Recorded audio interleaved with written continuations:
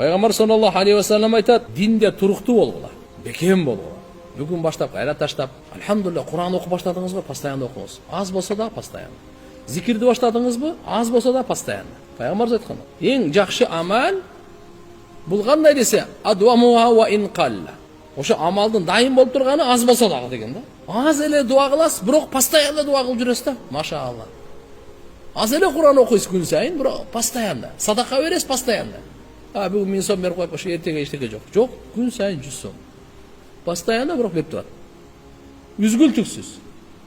Алланын алдында истикамат деп туруктуулук, бекемдүүлүк өтө маанилүү. Ошон үчүн иншалла амалдарыбызды, жакшы иштерибизди таштабайлы.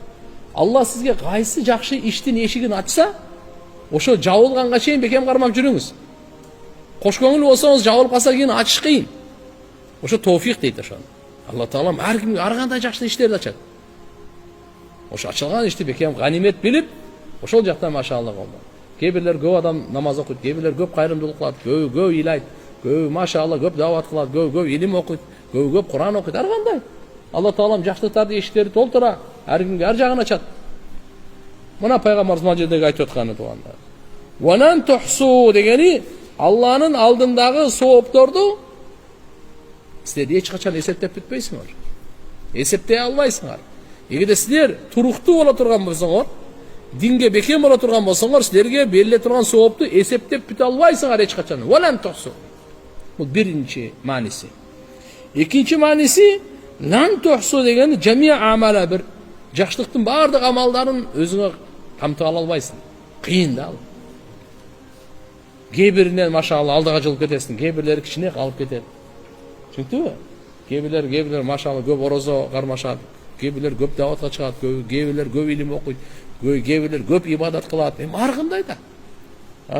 Ошон үчүн иншалла мына жакта баардык жакшылыктардын баарын өзүңө неме кыла албайсың деген мааниде. Андан кийин ва аламу, билип койгула, амалыңардын эң мыктысы намаз дейт.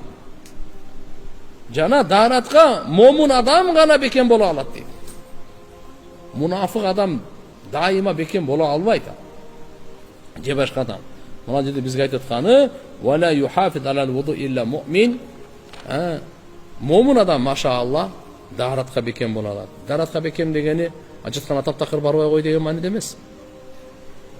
Качанда дааратсына турган болсо, сразу даарат алып коет да. Аркасынан эле даарат алып коет. 1 минута кетет, 2 минута кетсин. Зерикпей алып коюш керек сразу.